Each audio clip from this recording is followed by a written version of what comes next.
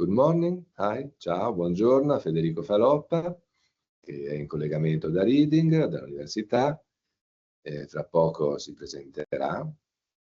We are here for P conference. This year is the topic, the title is Power, and Federico Faloppa from Reading is an expert on the topic, on the power and in connection with the language. Federico, ciao, buongiorno. Buongiorno, guten Morgen. Hi, welcome everybody. Thank you very much for hosting me today and for giving me the chance to say something about the topic of the conference, which is amazing actually. You know, language, actually power in connection with other, matters like language in my case. Thank you very much, Nazario. And again, hi to everyone. Yeah. Talk about your experience, your research, and your project, maybe. Oh yes, thank you very much, Nazario. As you said, I'm based in the UK in Reading. I'm a professor of language and discrimination at the University of Reading. My background is Italian studies, but I'm a linguist or linguistician, by training and by profession. So I've been working on linguistics, for the past, well, quite a long time, 25 years of my life. And I've been a lecturer and professor at Reading for the past 17 years. And now, actually, I've been focusing for some time, actually, not just now, on the connections, on the relationship between language and power, but in general, between language and representation of minorities and representation of powers and representation of social actors, with a focus on migration, minorities, and discrimination. Actually, what I've done in the past few years, what I did was about discrimination on language, hate speech, the way in which language can affect people's lives, and also power relationships in connection with these social issues, so discrimination, vulnerability, exclusion, and so forth. And since you asked me about language and power, I have to tell you that one of my courses, one of my modules is entitled Language and Power. So, this is what I teach, actually. It's not just my research, but also my teaching. And I would like to start with that item. So my course on language and power, because I think that it's interesting to see what we mean by language and power. Not just by power, of course, you're going to have your conference, to talk about power and what you mean by power, but also language in connection with power. In my module on language and power, which is actually for the finalists, so third-year students, in my degree in modern languages, I try to make students focus on a few issues. First of all, of course, we need to define what power is, which is very difficult actually. It's very tricky. It's a tricky matter. It's a tricky question. What is power? Byung-Chul Han, the South Korean philosopher, wrote an interesting book a few years ago about what is power. And actually, he says that, we have so many definitions of power, so many ways of approaching power that sometimes we don't even know what we mean by power.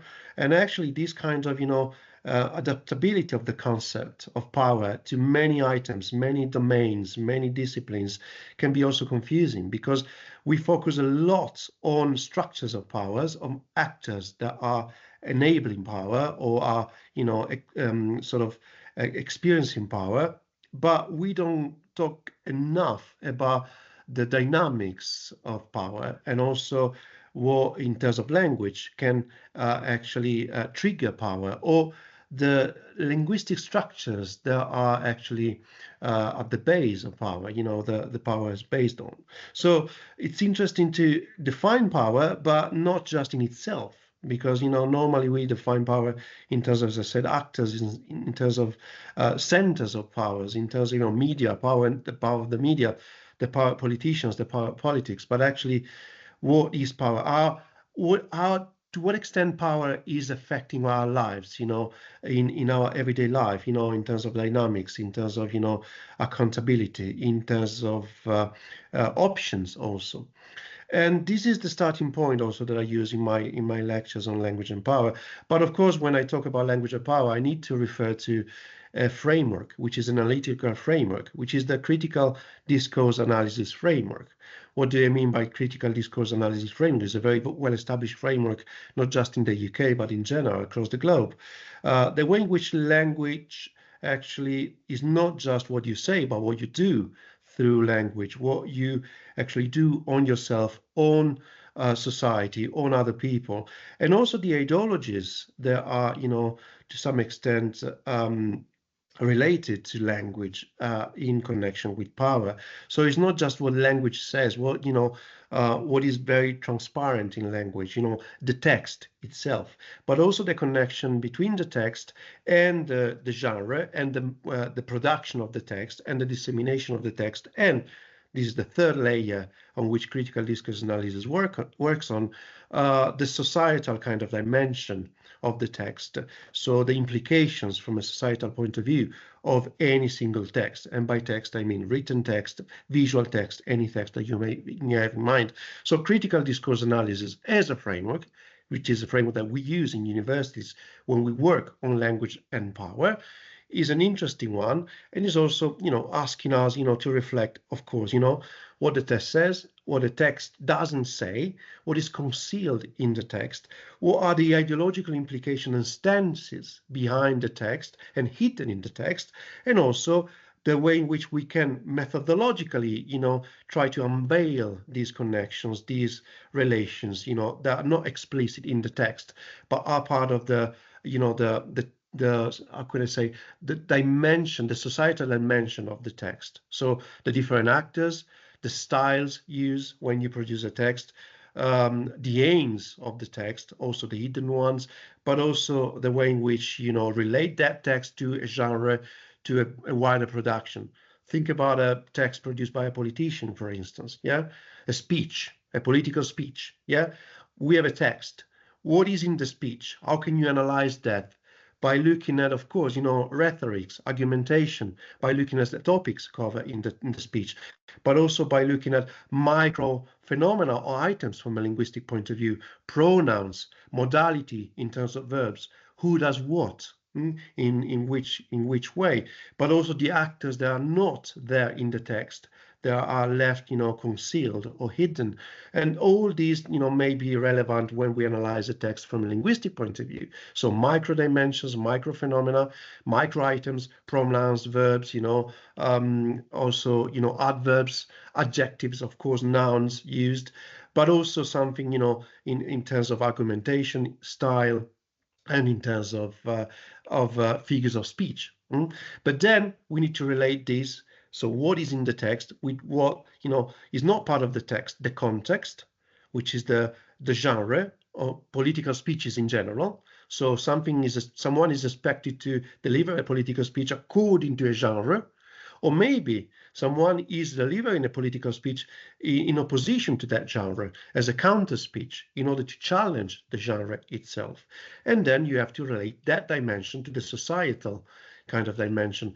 How is the speech produced, disseminated, to whom? What is the public that the speech is addressing? What are the responses, the feedbacks, the reactions to the speech? Not just there, when the speech is delivered, but later on, what is actually preparing the speech? What is the context in which the speech is delivered, and so forth. This is critical discourse analysis and the different dimensions that we need to take into account when we look at language and power from a critical perspective and by using linguistic analysis. But if I may go on, Nazario, you stop me anytime, yeah? No, if you want. If I may go on, there are several questions, still. Because when we look at the sort of mainstream way of using critical discourse analysis as a framework, as an analytical framework, we normally have books that, in the table of contents, give you, a classification of types of power, power and genre, power and social classes, power and social dynamics, but also the media, so the power of the media, language power and politicians and politics, language power and education, language power and the law and legislation. So domains, right? Critical discourse analysis provides us with a set of questions about the different dimensions that already, they have talked about already, but also is giving us domains.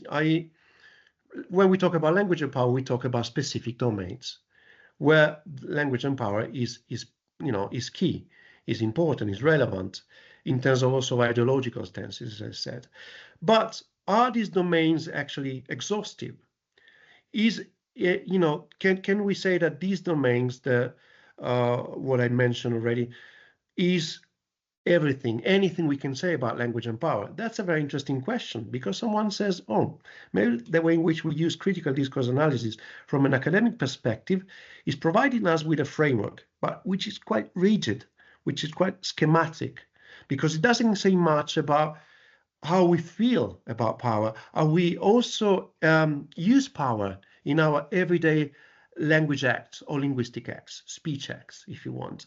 How power actually is negotiated, mediated in everyday, conversations, communication. So it's not just a matter of powerful actors, politicians, the media, legislation, law enforcement, and so forth. These, of course, are powerful actors, but if we want to dig down in the connection, between language and power, we should also take into account the power in us, and our language, and our style, and the dimensions that we are not aware of. Why am I saying that? Because, power relations may be hidden in many, many things, in many ways, in our everyday discourse, in our everyday way of dealing with language. Simone Weil, analyzing the power relations in the Iliad, for instance, in Homer's, says that, how can you identify power relations in a text like that? Basically in the canon, text from the Western canon. You also look at, of course, the society that produced that text, the society that is reflected in that text, but also in linguistic cliches, in cliches that are in the text, that are considered to be normal, seen as used by a given society. But actually, cliches are never neutral, are never normal. And I now move to another couple of names that you may be familiar with. Uwe Perksen, and also, of course, Victor Klemperer, when he analyzes the language of the Third Reich. So the way in which power actually is embedded in our language is also through cliches that we're not aware of. When we use a cliche like, for instance, I'm using the Italian language right now, clandestino, sicurezza, security, clandestine, which is not really translatable into English. Yeah, I adopt words that may look, sort of neutral, or even migrant, migrante, even asylum seeker, even migration. They may look neutral, and so you may feel that, I'm not actually.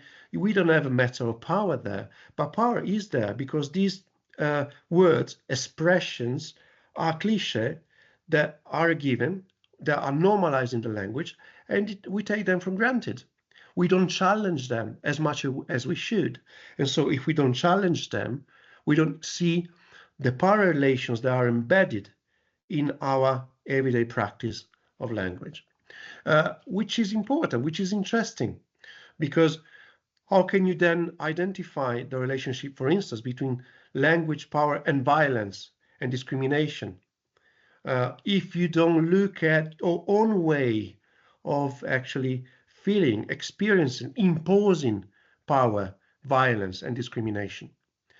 How can you be sure that, even if you are not in a role of power, in a position of power, you're not a powerful figure, you don't have a powerful effect on the people you interact with? Think about genre issues. Think about sexuality. Think about male domination in terms of discourse and language. Of course, we is a given for us that, you know, the language, some way of talking about sexuality, genre, and, you know, relationship between genres and sexes is normal, is normalized in our society. But actually, that's a matter, that's an outcome of power, as you know. But the way in which we talk about migration, movement, people's movement, the way in which we talk about ecologies, the way in which we talk about, you know, the environment, where is the neutrality? Actually, sometimes we're not even aware that we are, you know, a tool of power because we're just repeating cliches that we don't challenge in our everyday practice. And also in terms of violence, since I've been working on violence, discrimination, hate speech for a long time, right? We feel that, oh, I'm not the person that actually is triggering hate speech. I'm not using hateful expressions or hateful words. Yes, but you are still using classifications. You are still using, you know, ways of classifying people or dehumanize people, right? You're still using dehumanizing metaphors that may look familiar or normal to you, but actually they're not normal at all. You're talking about people as they were objects. You're objectifying migrants, you know, people. Think about the narratives that we have at borders, for instance. We talk about masses at borders. We talk about people at borders. We talk about objectify people. We don't even give a name to people because we don't care about their names. We just care about the fact that they are a mass of people pushing, pressing at borders, you know, and try to invade our countries, our European Union, right?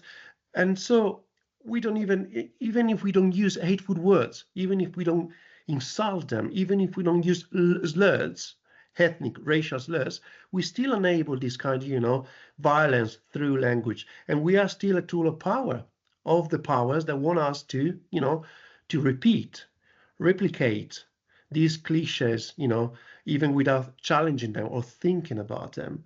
And so actually it's interesting to also to see what Foucault said about power. Of course, Foucault's a big name when we talk about power, you know. And Foucault said, and I'm sorry, I need to summarize and simplify a little bit. We shouldn't be worried about what power is, but how power works. So instead of looking for a definition of power, let's try to look at dynamics, even micro phenomena of powers in the language that we also use. So my point is that through critical discourse analysis, if we just rely on domains of power, of course we're looking at, you know, powerful politicians, powerful media, powerful actors, and this is where language and power, the relationship is explicit, is, you know, and we should actually analyze it. But if we look at power dynamics, how power works in terms of micro phenomena, of course, we are an agent of power. Anybody is an agent of power. Anybody can impose something on other people through language, even without being aware of that.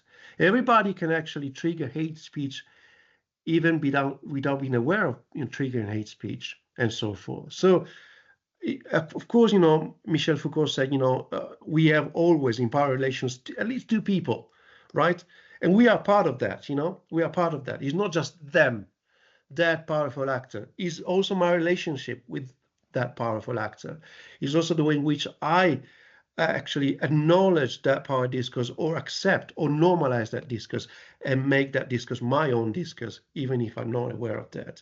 And of course, you know, it's a matter of, you know, practices.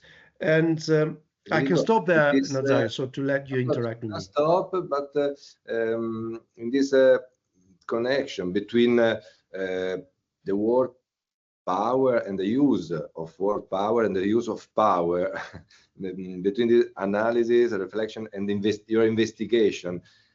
The topic now in this context is the pedagogy and the role, your role of mediator, my role of mediator, the mediation of educational context, and maybe in your actual work for your book, and maybe could be direction, some suggestion in this practical and practice, then between the official language, the political the power of the official power language and the effects on our language and yes, our role of mediator, of educator, il nostro ruolo di mediatori, wir spielen eine Rolle vielleicht auch in dieser Realität, oder? Yeah, thank you very much, Nazario. Yeah, that's crucial. You know, the role of our role as educators, mediators, but also our role of, you know, citizens, aware, conscious citizens when we talk about language and power.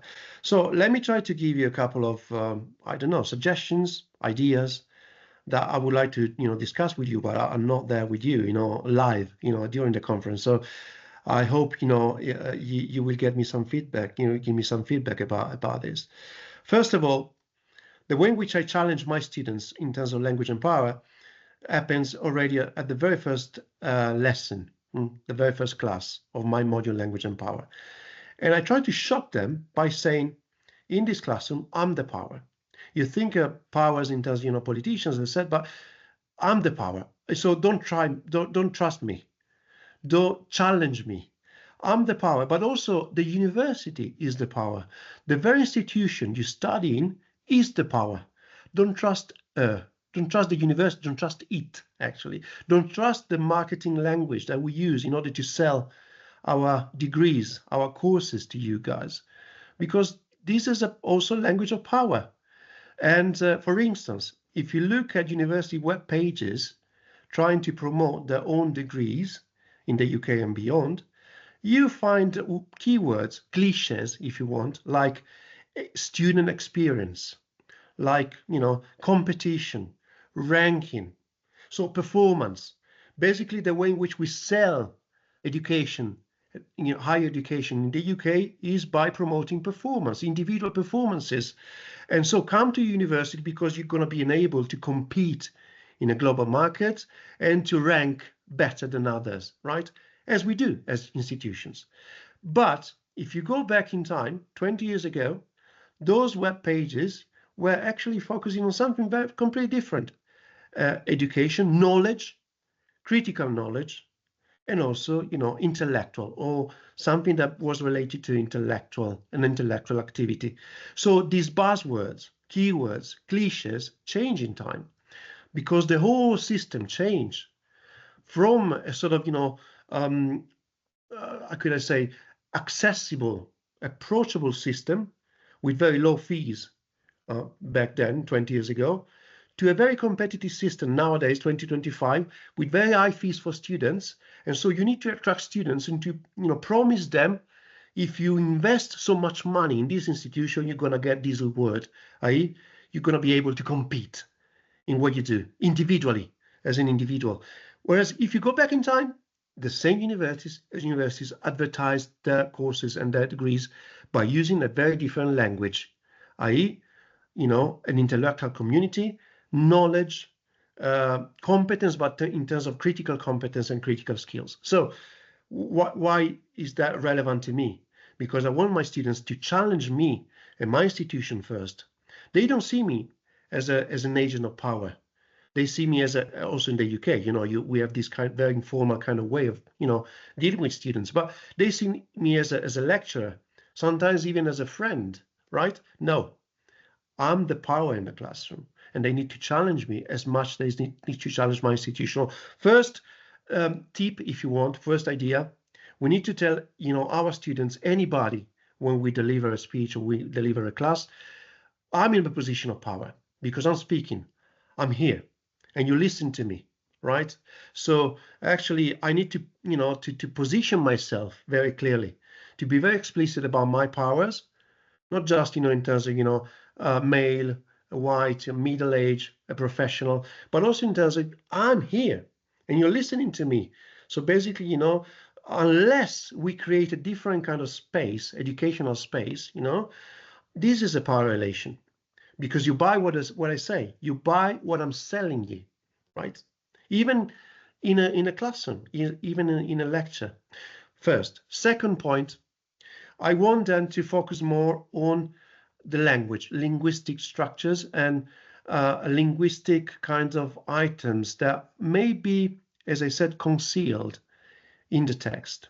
So again, don't look for only for, the word power or something very explicit in the text, but look for modalities. Is that a conditional, indicative?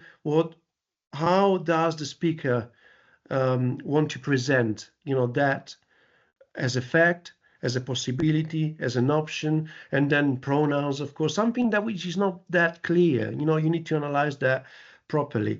And also try to analyze, of course, your position towards that text, your critical stance towards that text. In my classes, of course, I want to, deal with the so-called powers, the powers of media, politicians, but I want my students, for instance, to learn how to debate, how to challenge argumentation and create a better argumentation, not to compete, but to be critical citizens. And so to actually challenge anything that may come to them in terms of, marketing, public discourse, political discourse, right? So what I say to them, and this is a second tip, in a debate, you don't prevail, you don't win if you say, I'm the clever one here, you are the stupid, right? You prevail when you demonstrate that your argument is solid enough, that you have created an argument in a solid way, premises, conclusions, in a logical way, in an engaging way.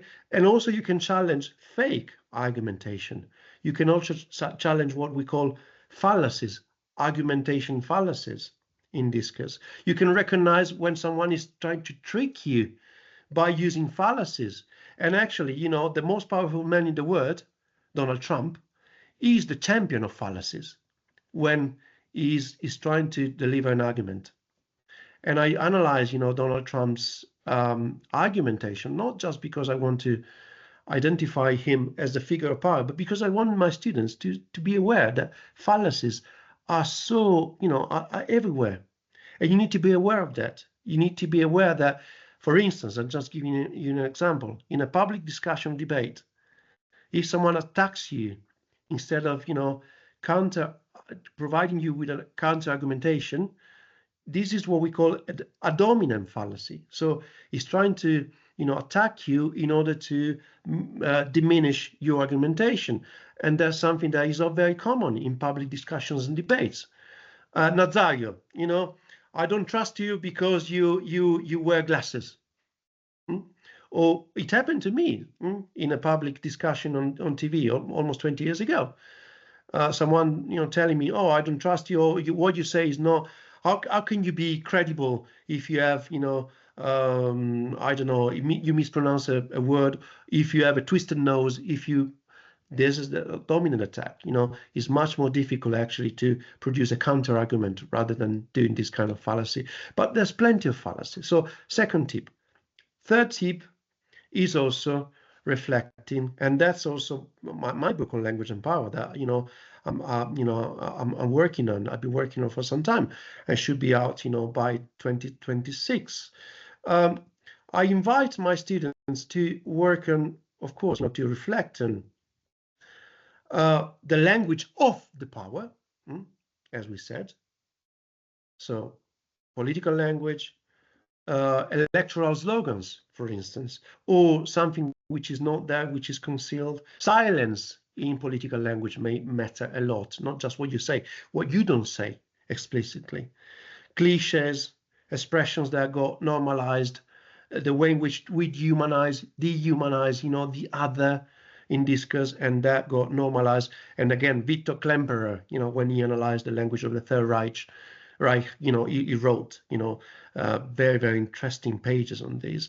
But also new powers like, social media platforms, of course, AI and language now. So the powers of algorithms, also the way in which words may trigger conflicts or may prevent conflicts. Also powers, the language of the power or real power. But I want also them to reflect on, and I'm playing with the language here, the power of language, not just the language of power, but also the power of language.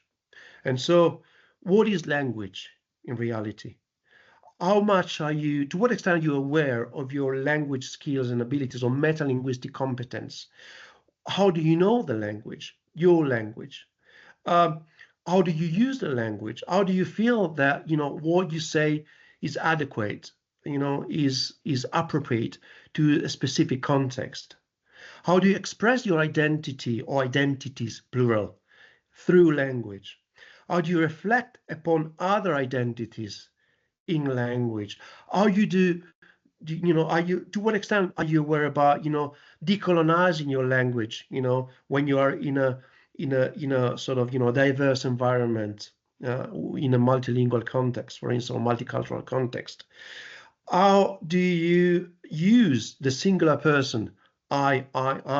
And someone says, social media platform actually made that big change in our communication, is the domination, the meaning of I, me, right? Rather than us, we, as a collective. So how do you see yourself? How do you place yourself in discourse? And from there, also, I try to reflect about the way in which linguists like me can challenge power.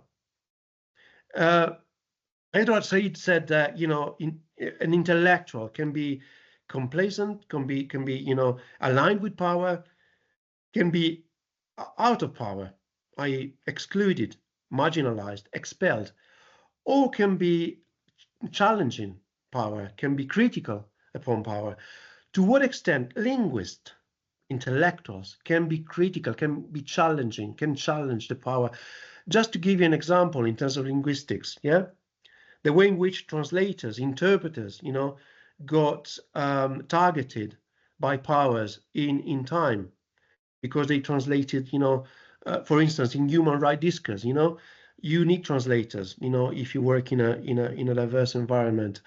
What is the power of translator or interpreter? Do you know that interpreters and translators can go to prison if the powers think that they are not doing their job, i.e., just, reproducing the language of power, the structures of power? Do you know that people that translated Saussure or other major linguists in China or in other countries got to prison because by translating Saussure, they actually challenged the very core of the Chinese language, i.e. the relationship between the sign and in the referent, the meaning. So what is the role of a linguist, a linguistician, to reflect when reflecting about power, but also when challenging the power? And that's another chapter that I would like to work on. And the last one, the last thing that I would like to do in my work, in the book, is also to create a counter language, or maybe a counter power through language. For instance, checking how the language, our language, the collectivity, a new language, a new lexicon. Imagine a new lexicon about migration, about human rights, a grassroots lexicon about migration, for instance, or a lexicon about ecology, and which is not just greenwashing, but is something very, very critical and very in-depth analysis of what's going on. Or a lexicon, a new lexicon about human rights, which is not just human rights are for some and not for others. Think about the way in which we manipulate the discourse of human rights right now when we talk about Palestine, when we talk about a specific context. Then to what extent can we try to actually produce a different framework when we observe the word and the power relations in the word? To what extent can we try to, through this analysis, look at multilingualism from a different perspective, which is not the European way of looking at multilingualism, for instance, but is a decolonized way of looking at multilingualism? To what extent, and I give you another example from my own experience, can we look at migrants, people on the move, and actually making them use their own linguistic resources in a better way, rather than just saying, oh, you don't speak Italian, you don't speak German, you don't speak English, so you are an illiterate, you are a tabula rasa, right? No, they are not. We're talking about people that can speak 6 or 7 languages, maybe with low literacy levels, but they have a huge metalinguistic competence. So can we actually look for different frameworks, provide different frameworks in order to tell stories in a different way? And again, as pedagogist, can we teach our students to do the same? Can we teach our students to actually take the language back, take the power back, take the, actually make their voice be more vocal? There again, says something that I really agree on. She says, sometimes we, in order to show ourselves, to show that we are democratic, open, decolonized, we say, let's other people have their voice. No, they have their voice. They do have their voices. They don't need us. They are not waiting for us to give them the permission to be vocal. They are vocal. They have their voices. The problem is to provide them with the space to express their voices. And so language and power means also space, linguistic space, discursive space, but also physical space. And then my last point is, can we teach our students to actually look for spaces in which power is not just challenged, but is actually reversed, is actually, we have a counter kind of narrative of discourse around power, and we provide a safe space for everybody to negotiate and mediate a new way to create a collective power, which is not just based on, the individual, the narrative that I mentioned earlier on, performance, individual abilities, skills to be competitive, but actually we want to do something different, something completely different. That's why, we need to analyze power and the relationship between power and language in a very detailed way to let us actually explore these possibilities, not just to be passive agents of power. And sometimes we don't even realize that. Thank you, Federico. Our position in power or in language is very important. I think to create the creativity of language is every time maybe this freedom to create a specific language for the context with the body, with the space of real space. And this is your very good contribution for the conference. Thank you. Danke. Grazie. We now start with this question to discuss, to make a residence of thinking in Merano, a thought residency, and grazie. Can I, Nazario, I thank you and the people listening to this, recording, but can I just give you the last suggestion? Of course. Last one. Because if you want to start, actually, if we want, all of us, as a collectivity, as a collective, as a group of people, if you want to start challenging power in terms of language and power, it's a great book written by an Italian scholar, Raffaella Scarpa, which is called Lo stile dell'abuso. And in this book, and that's my very conclusion, I promise, in this book, Raffaella Scarpa says what I tried to say in a much better way, but also she says, for instance, when we talk about language and power, have we ever thought that in interpersonal relationships, men and women, but also in general, interpersonal relationships, in a couple, there's so much power that is experienced or imposed onto the other person. And we ever thought that that language, even if it's not violent, if it's not hate speech, even if it's not, actually based on the dynamics of the big powers, is a language that we actually see in acts, in these kind of interactions.